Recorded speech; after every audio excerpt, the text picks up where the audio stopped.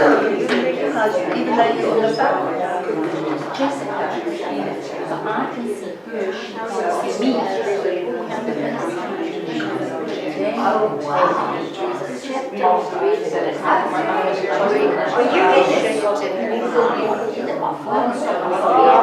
came in and she was so scared of I've got my daughter in Sydney, and so everything she goes through, possibly is not possibly. Where they now, they're there. His grandparents have an anniversary, so she's got. Sorry, carry on. So she was heartbroken. Can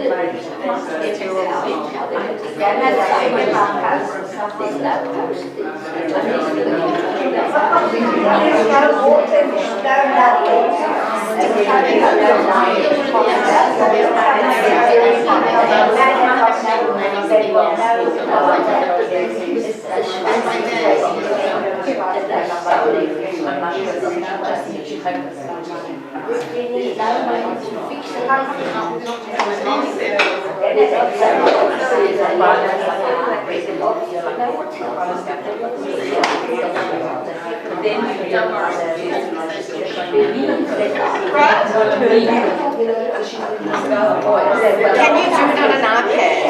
FaceTime? Yeah. Think about that. It's very hard. I can't believe she's 5 months old.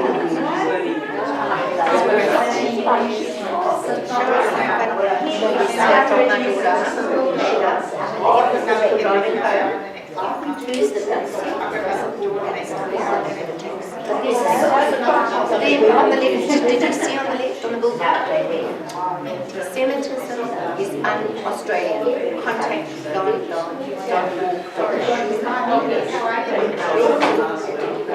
I'm thinking, and then on Times Magazine is a big mother David, the new anti-Semitism. She is a girl. God, she's very beautiful.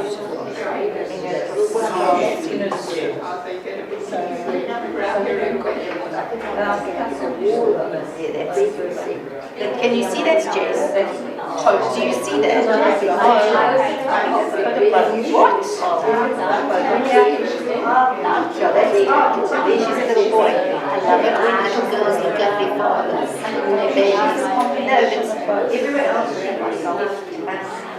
Like when she's sitting on the bench.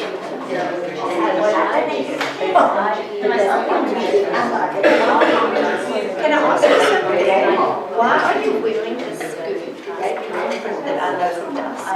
Why are you wearing it today? Wearing it. Maybe this is dusk. It is. Husk. I mean husk, but dusk is a candle company. Oh, you're a dog. Yes, what I'm saying to you. Like say this very nice function with a black who I am. It's not stunning. You know how I know? Because I wanted this in a dress and you made me size. And it was different. I know. But you remember to size. She's a mini me.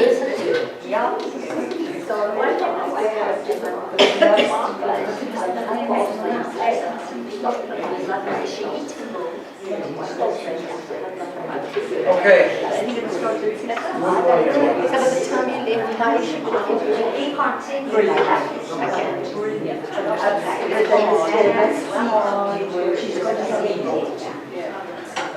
All right, I think we'll start.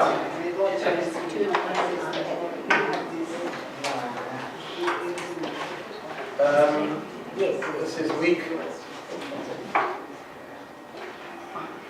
Sorry, we're just having some technical difficulties with the. Is this the last one? No. Good. Long term this time. We're going to change the topic again. We're good for that. Okay, so this is week 5 of. Please taste.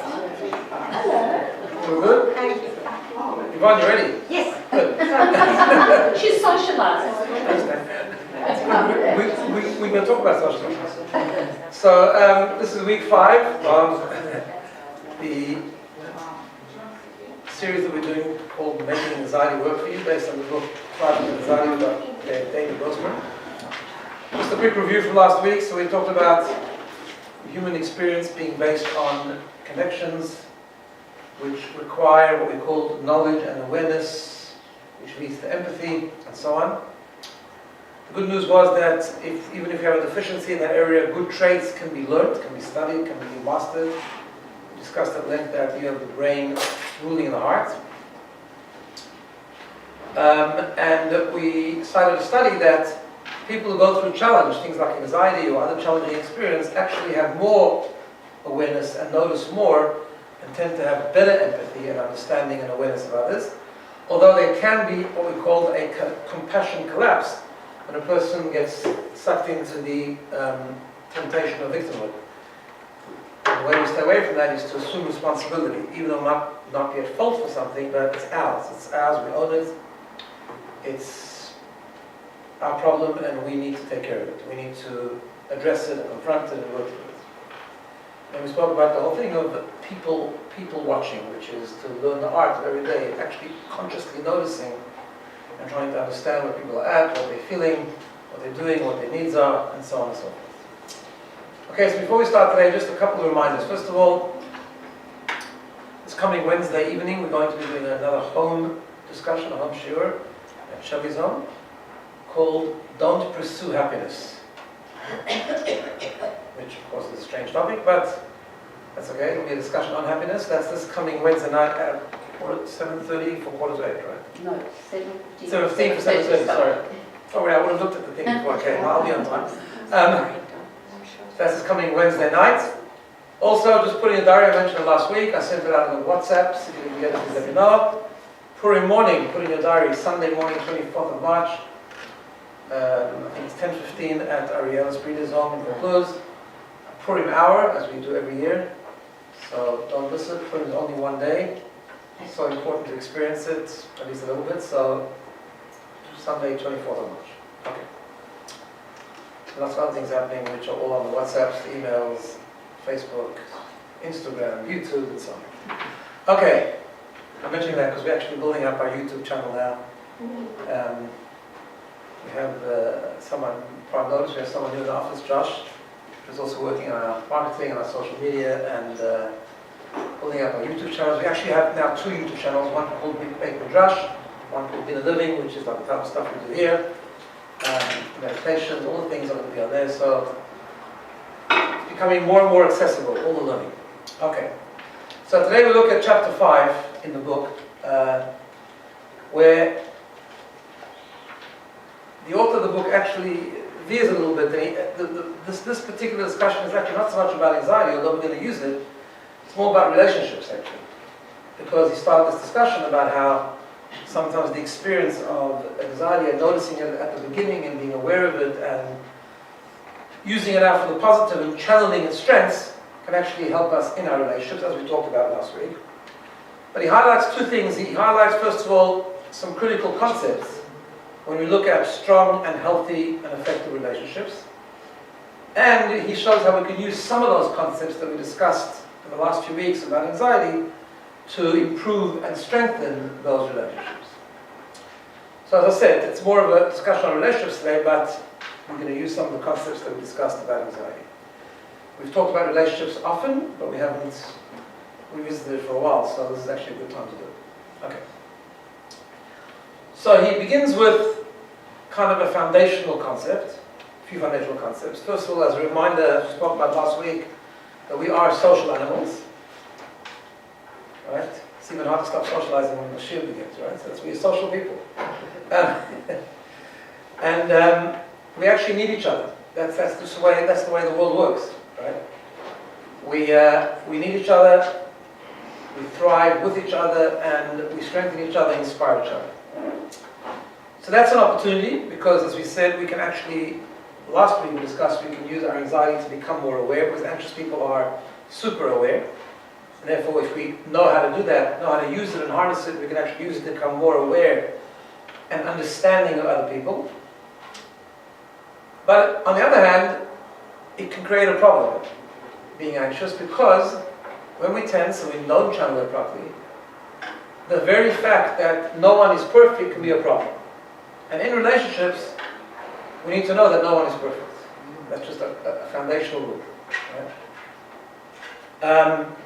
And we need to navigate that. And the question is, what do we do when we come into contact, when we enter into a relationship and we suddenly realize limitations, imperfections, struggles, or even flaws that other people have?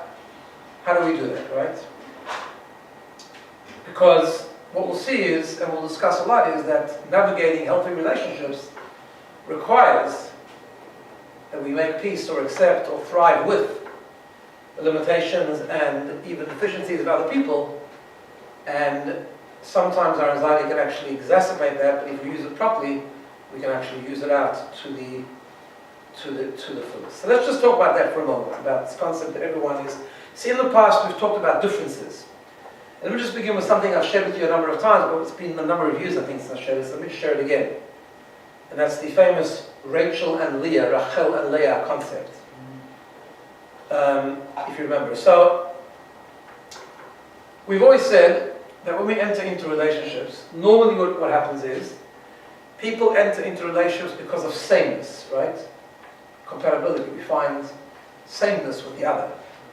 But actually, as we've talked about many times, that's why relationships happen.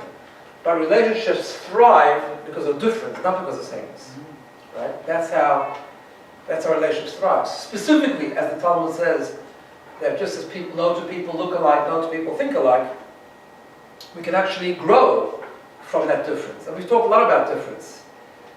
Sometimes that difference is hard because there's a different perspective to ours, different opinion, different ways of looking at things, different. It seems like it's wrong, and all that kind of stuff, right? So we have the famous Rachel and Leah idea, which comes, and I once heard this as an explanation about the famous Bardecken ceremony that takes place at a wedding, right?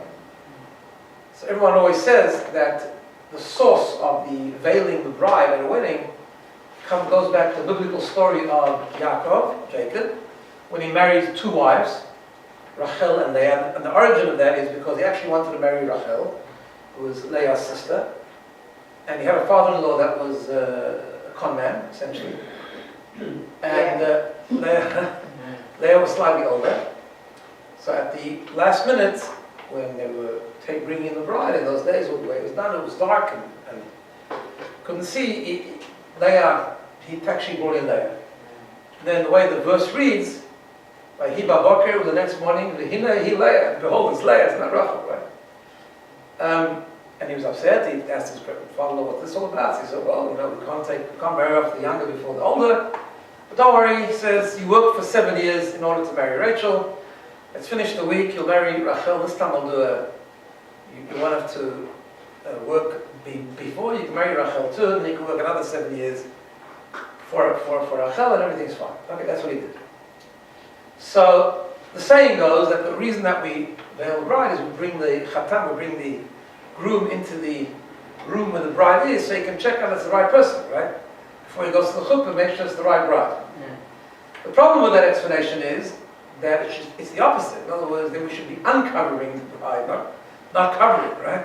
We should be unveiling, not veiling. And in fact, what the chatan does, what the groom does, when he walks into the room, he actually covers the bride.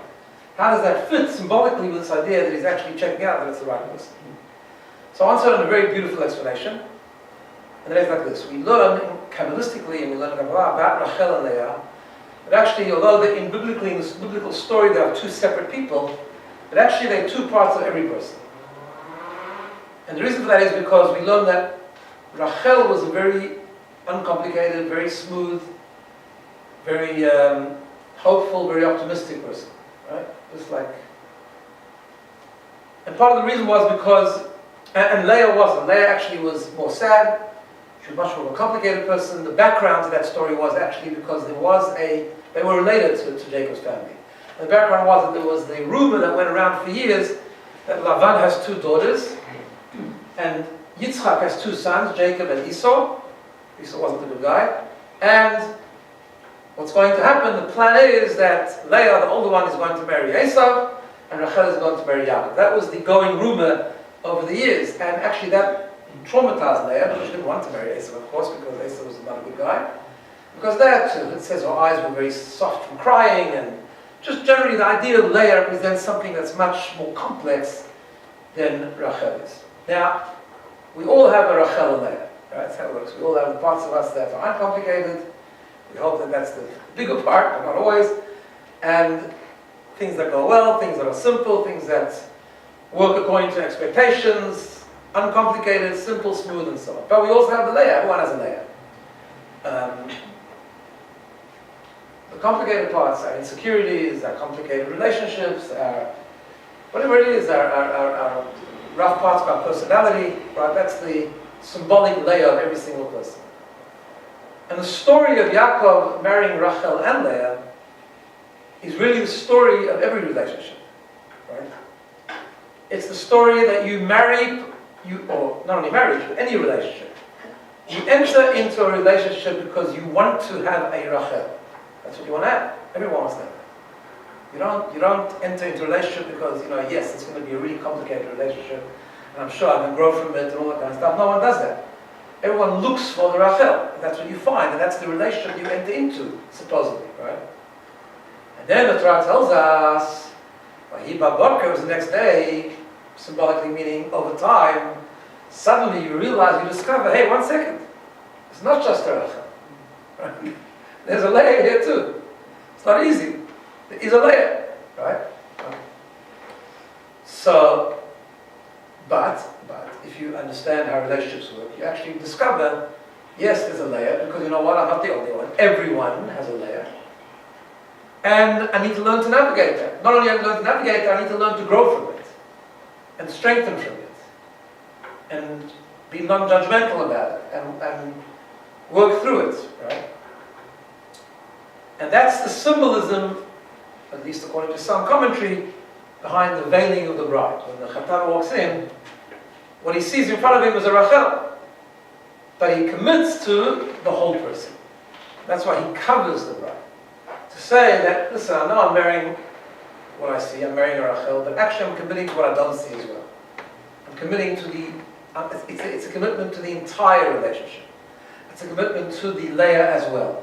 That's what Chatan covers the bride, acknowledging that there's stuff behind what he sees, behind the obvious, behind the smoothness, because everyone has a layer, and he's committed to the layer and the Rachel.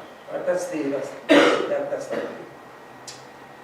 Now, that can happen on two levels. What we've often talked about is more the idea of difference, right? That no two people look alike. And that's hard enough, because difference means that every person is different. Every person looks at things differently. Every person has different perspectives, different views of the world. Even if we enter into a relationship where the values are aligned, but that's fine, that's an important thing. But even when values are aligned, that doesn't mean that we look at things the same way. There are many, many things, different ways to express the same values. There are many, many different ways to implement the same values, and everyone is just different. Every person is unique, right? Not wrong or right, just unique. Not good or bad, just different. Right? And that's difficult in our relationships to be able to navigate and to realize, because by design we all have a bit of an ego, and we all believe that the way we look at the world is the way it's supposed to be. Our perspective of how we implement our values and communicate our values is the way I think it should happen. And therefore it's very difficult, especially if it's a very deep relationship, to come to terms with the fact that actually there's different ways of implementing, right? This is a challenge in marriage, for example. It's a challenge in parenting. It's a challenge, right? I always tell people relationships, and particularly parenting actually, is the greatest form of personal growth, right? When I give parenting class, I say it's not just about learning strategies about how to deal with your kids and how to get them to do what you want them to do. It's actually learning how you should grow, right? How maybe you're not, to come to the realization you're not raising clones, right? You're raising different people. And no matter how many children you have, every child is different. Even if they all end up living by the same value system that you wanted to communicate to, which is the way it's supposed to be, well, we hope it's going to be. Doesn't matter, they're each going to live it in a very different way, right? And that's hard, so there's a lot of personal growth. But the truth is, it's more than just differences, and this is I think, the point he makes, right? It's actually, we discover not just differences, but deficiencies. Why? Because we're not perfect, and guess what? The other person's also not perfect, right? Now there's an interesting pasuk, interesting verse that says, "En tzaddik ba'aretz asher ya'aseh tov v'lo yechata," which means there is no righteous person that exists on earth that is completely righteous and will never sin. Yechata. Everyone transgresses. But in Kabbalah it teaches just not about transgression, it's also about lacking. The word chet in Hebrew can mean transgression, could also mean chisaron, like a lacking, a deficiency. Because everyone lacks things. Everyone is limited in some ways, right? So when we enter into a relationship with someone, it's not just about the differences that we have, which are both good and both right, just different. It's actually the things that we see that we don't like, right? It's just deficiencies, imperfections, limitations, which will also be there. And it's up to us to know how to accept them, how to live with them, how to work it through, and so on and so forth, right? In that verse that I mentioned, the intention of that verse is more about the relationship between us and God. And it's about God's understanding of us, right? That He realizes that we're limited and we have deficiencies and He puts up with it. But it's not just about God, it's about to each other as well. We have to be like God, right? We have to learn from Him. If He can tolerate it, we need to learn to tolerate it. Particularly that we are also people and we also have the same, different imperfections maybe.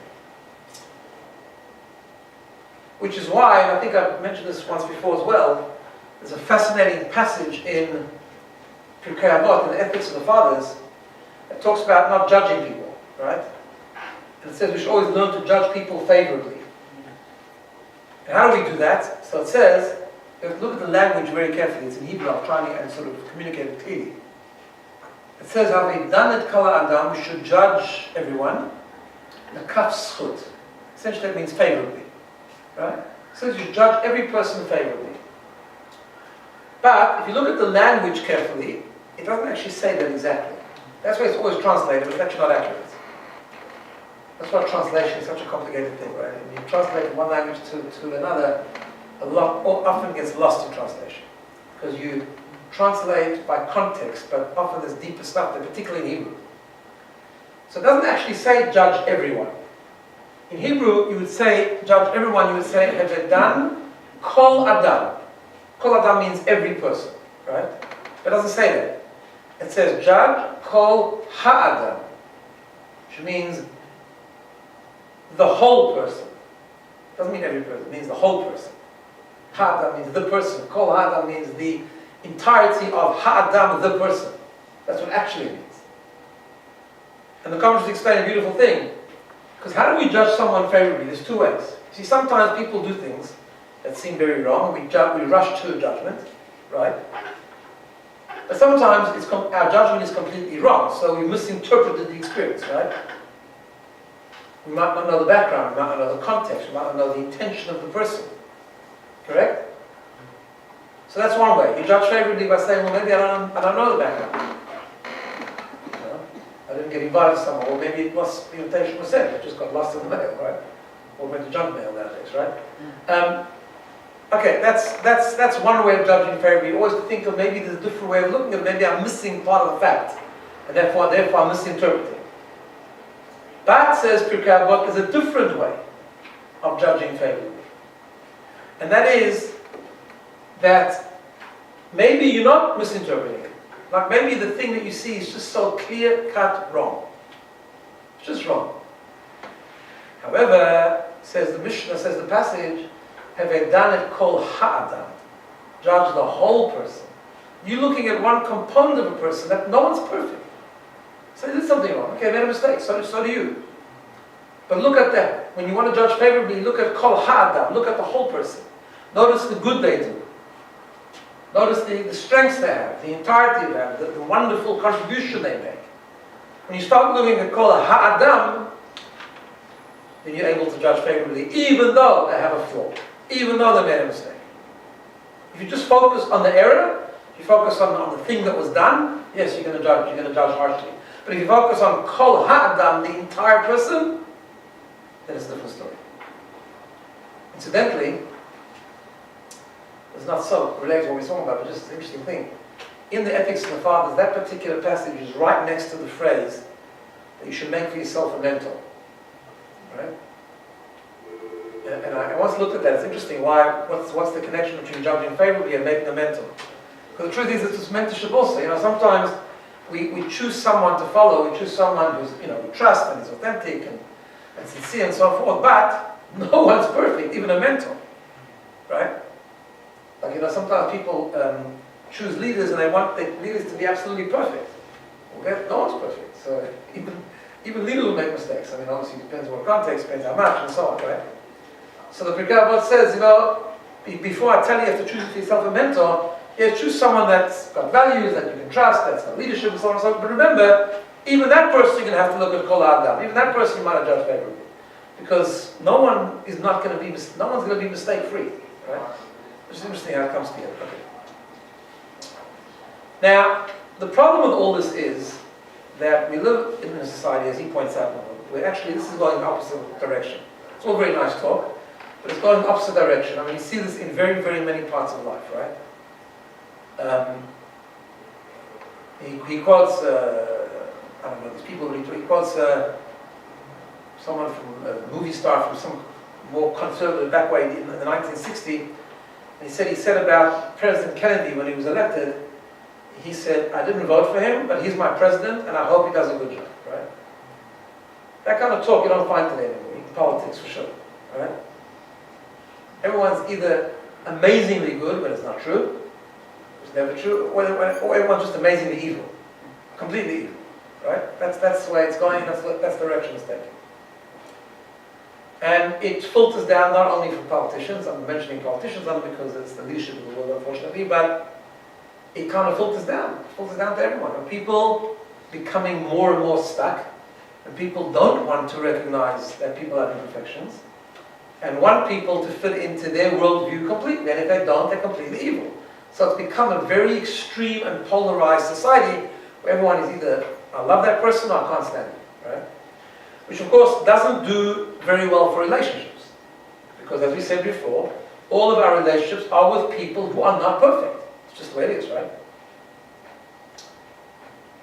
And I'll just quote what he says here in the book. He says, I've seen plenty of wonderful marriages, he's a therapist for many years, between individuals who are vastly different from each other. Some unions survive and even thrive, because over time each member of the couple learns to make peace with the other's idiosyncrasies and limitations. Right?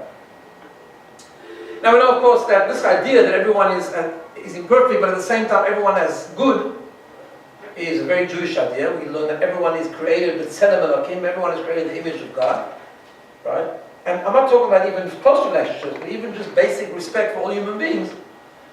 We just need to look at people with respect. We just need to understand that every person, every member of society has something you can learn from, has something to contribute, because they have a godly spark with it. Okay, there are a few unique individuals where maybe it's completely buried and completely hidden.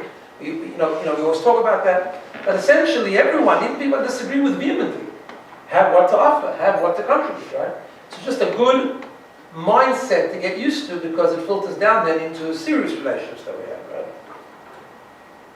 And that respect for other people, by the way, can be, just to go off to a tangent for a second, it can be expressed in many different ways.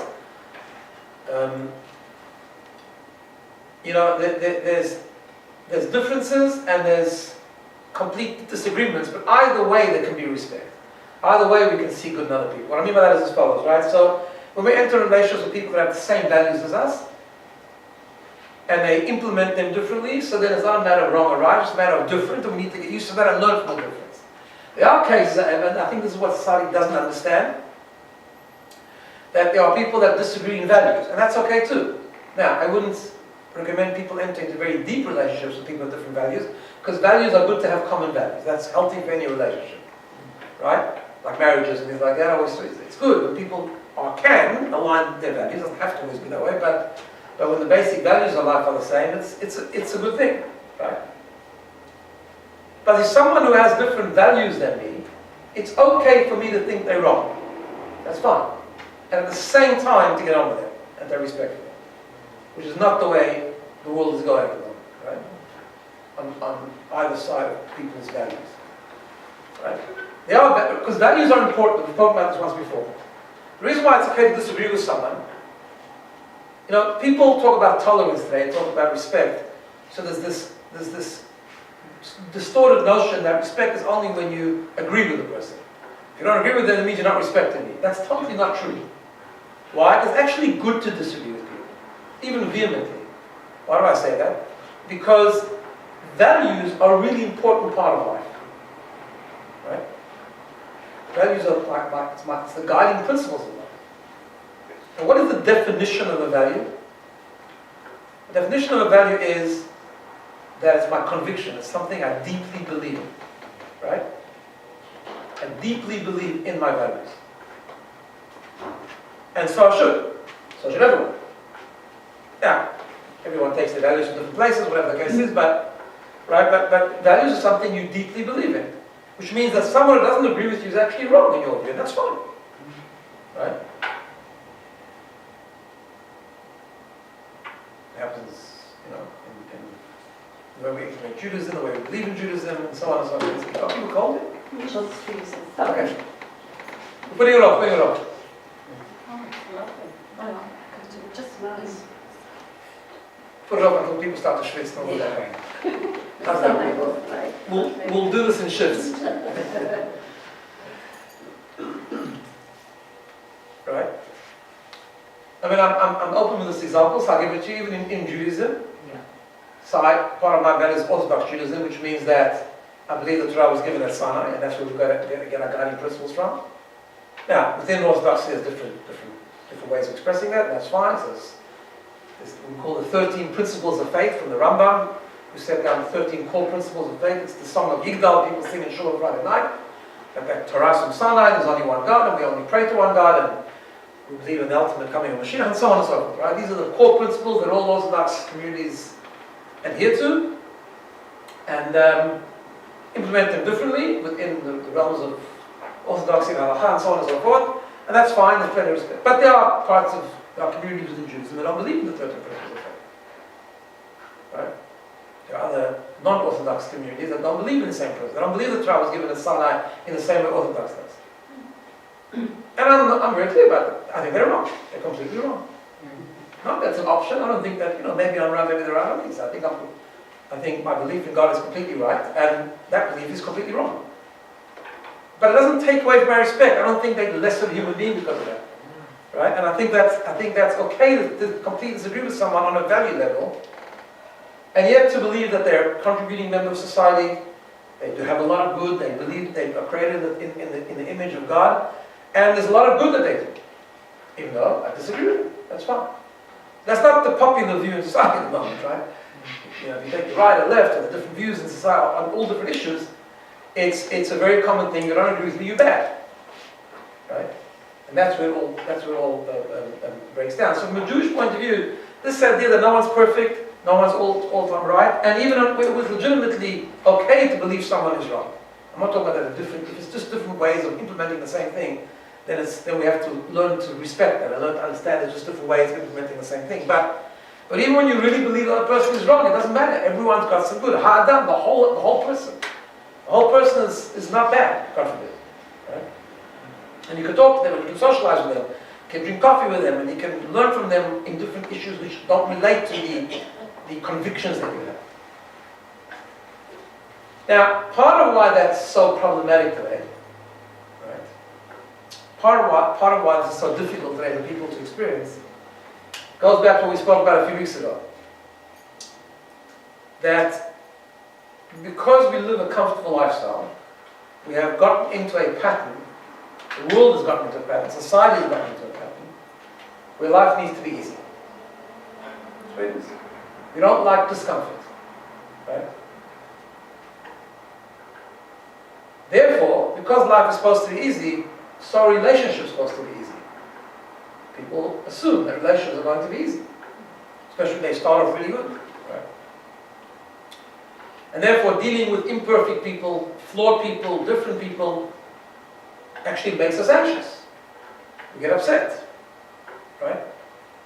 So there's relationship anxiety. Part of our anxiety comes not from ourselves, it comes from relationships, when things are starting to become uncomfortable.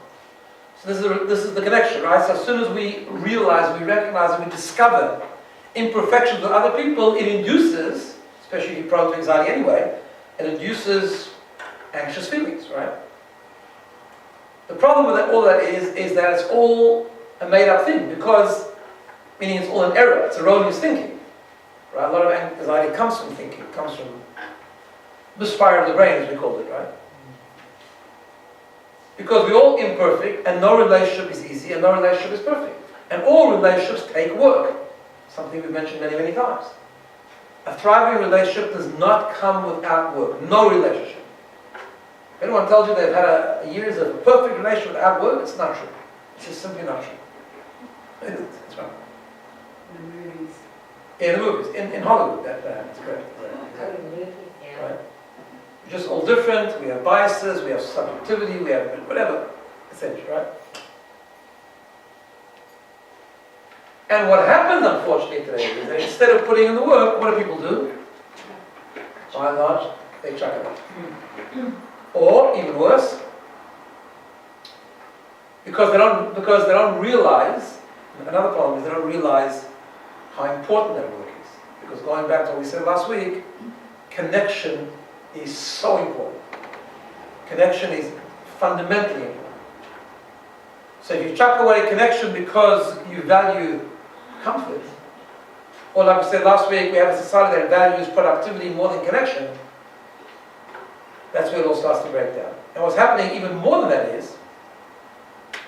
is that not only are people disposing of relationships much quicker nowadays than they used to, as soon as it gets a little bit uncomfortable.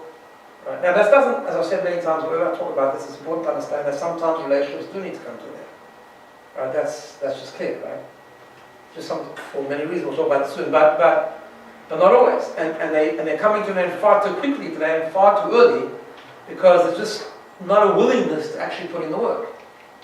More than that, what's happening, if you look at the studies, if you look at the stats, actually people are not even, first of all, like the divorce rate or relationship breakdown rate is sky high these days.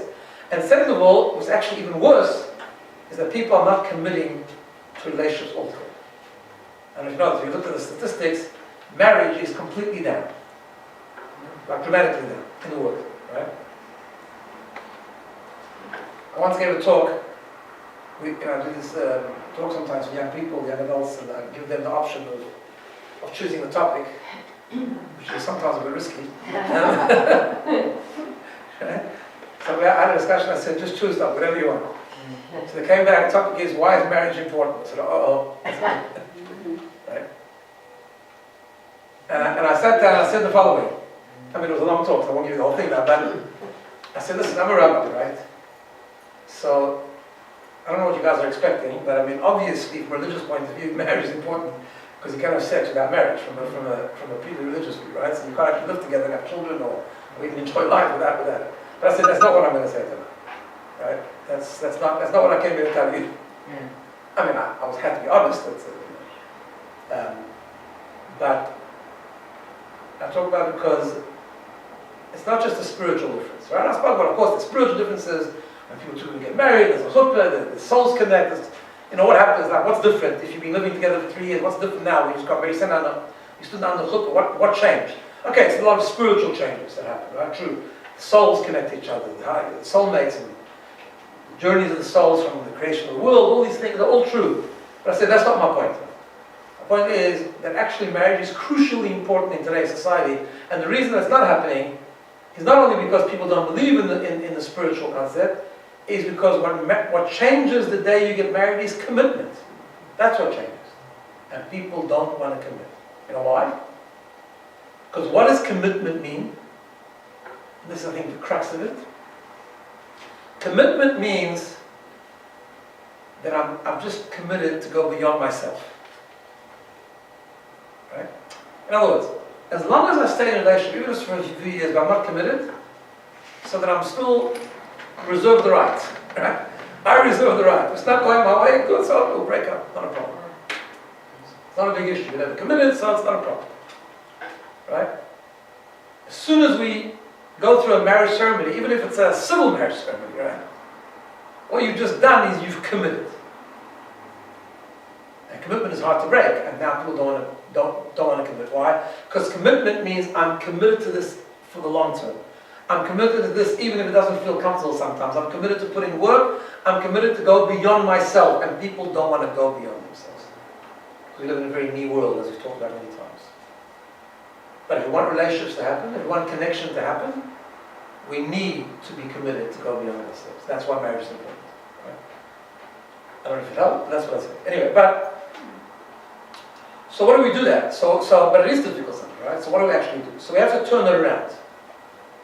As we spoke about last week, when we have anxiety, nothing to do with relationships, we catch it early. So there's two, we talked about, a couple of weeks ago, we talked about the two journeys. The spiral of anxiety or the spiral upwards, in other words, right? Like we get the trigger, and then the question is, what do we do about it? So the same thing happens with anxiety that's relationship based. Number one, when we get anxious, we become aware that no one's perfect. So we become more empathetic, like we spoke about last week. But it's more than that. When we discover things, when we discover imperfections, and that makes us feel uncomfortable in the relationship. So now we're talking about anxiety that happens in a relationship. We get tense, we get upset. It will happen in every relationship. Our question we have to ask ourselves now, what am I going to do with that anxiety? Right? Now, just like we spoke about at the beginning, the natural tendency is that anxiety gets worse. Why does it get worse? Because we become incredibly uncomfortable with the anxiety. We're scared of the anxiety. Right? And therefore it just gets worse. So we go to catastrophic thinking, and then we just spiral out of control. Right? As we spoke about a few weeks ago. But if we view the anxiety as just general anxiety, if we view it as a misfire of the brain, as we said, right? As a smoke alarm that's reminding us to do a bit of work, we accept it, we take it on board.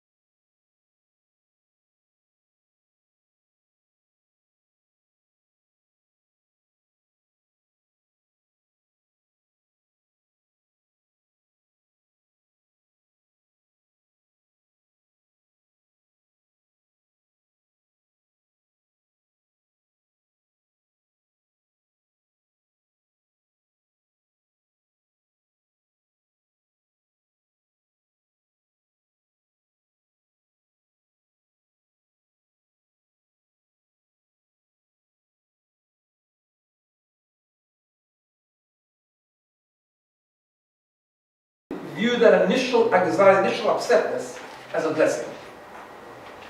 It's a very different perspective, right? So in a relationship, something happens, hurtful, some imperfection is highlighted. You feel upset, you feel anxious. His point is, you feel anxious, see it as a gift. It's a smoke alarm. Without catastrophizing, see it as a gift. It's a warning sign to do some work. It's a reminder that effort is needed. And embrace that. Right? And it doesn't mean that we are completely broken. It doesn't mean that it's a point of no return. It just means that we have been reminded that work is needed. So what do? We have to recognize that there are imperfections. We have to know this is normal. We have to know that nothing happened, it's fine. And we have to embark on the connection spiral. What is the connection spiral? So it starts off the same as the disconnection spiral. There's the trigger. What happens afterwards is totally different. Rather than going into catastrophic thinking, we have to then, first of all, accept imperfection. Right? First rule. I see this as a pattern I didn't know existed. I see that person's always late, or they're not as tidy as I am, or whatever. They tend to have a different way of communicating things, right? So you can work with it, but also have to accept that it just might stay, right? Because the worst thing to do in any relationship is to think you can change the other person. So there has to be an acceptance of that. But acceptance of that in place of catastrophic thinking. Person, it's not about you never do and they never care about me and they couldn't care less and all that kind of stuff. It's not about that.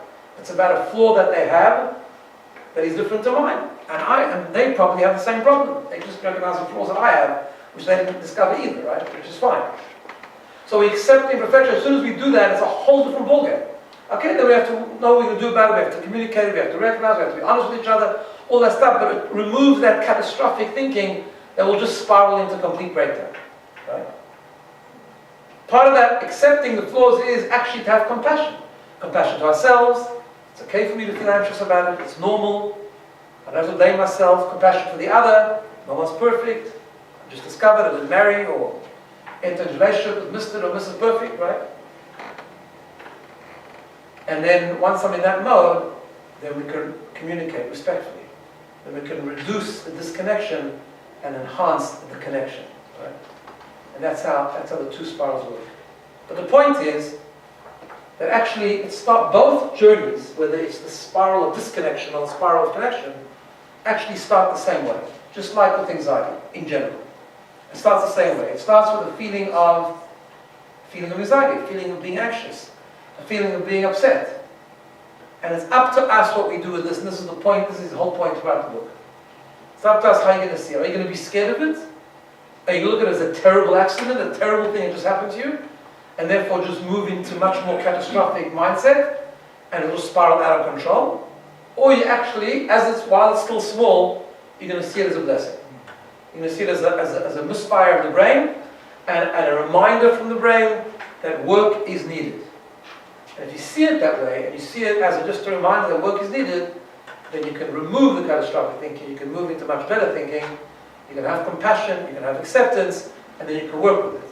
Now, work with it can look, it depends what the flaw is. Sometimes it needs intervention, sometimes it needs a lot of work, sometimes it needs a little bit of work, but at least there's a respectful way of working.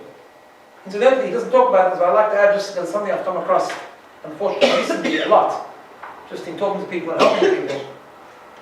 You know, when you accept it and you work with it, even if it's very severe, and you know what, even if it lands up in a relationship breakdown, but even breakdowns have different ways of playing out. I know it's not totally connected to a topic, but it's something that's on my mind because I've seen it just recently happen. It's very sad. You know, marriages, for example, sometimes come to an end, but sometimes come to an end with young children involved. And when it comes to an end very badly, it just looks, it's like crazy. I deal with people sometimes. Recently, I've had this experience more than once, and then just people, I just want to shake both of them up and say, you know, can you just, like, you've gone your separate ways, just, you have kids, like, worry about them. Right? Just stop being so self-absorbed, stop being so into yourself, and insisting on being right. It's just like this self-absorption, this commitment, and this obsession, on both sides sometimes, of being right. I'm sure that You're killing your kids, right? So I want to say that sometimes even this concept of actually doing the work, even if it doesn't work at the end, right, in severe cases, in extreme cases, and even, as we said, some relations have to come to an end, but even that is two ways of happening.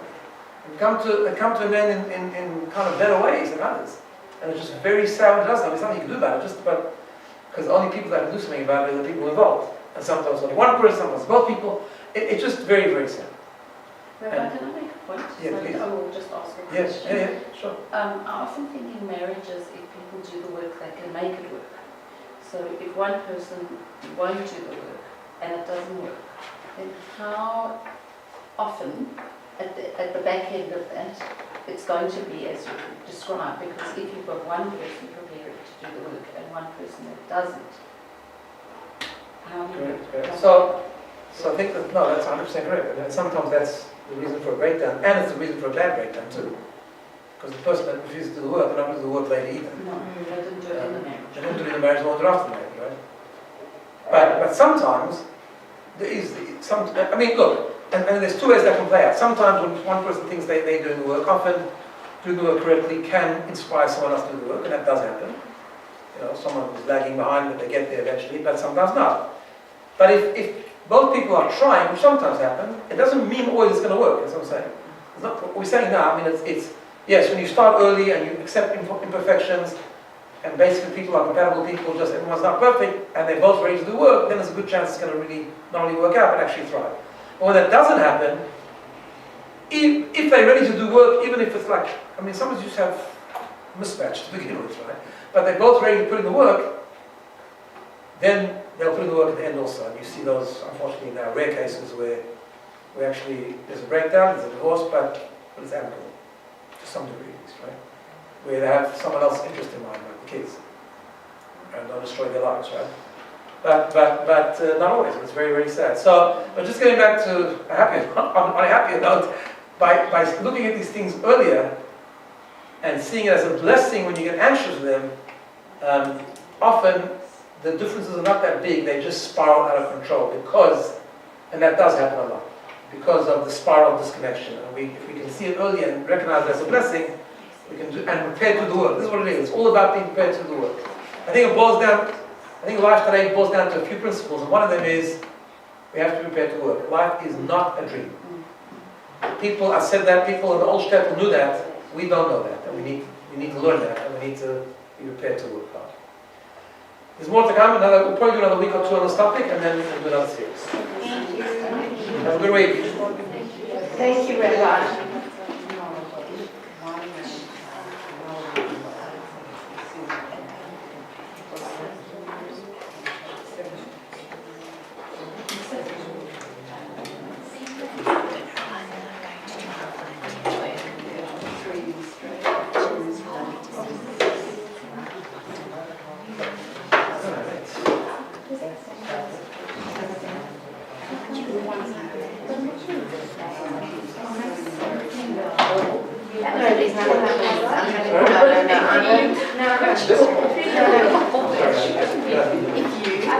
It's mine. Oh, honestly,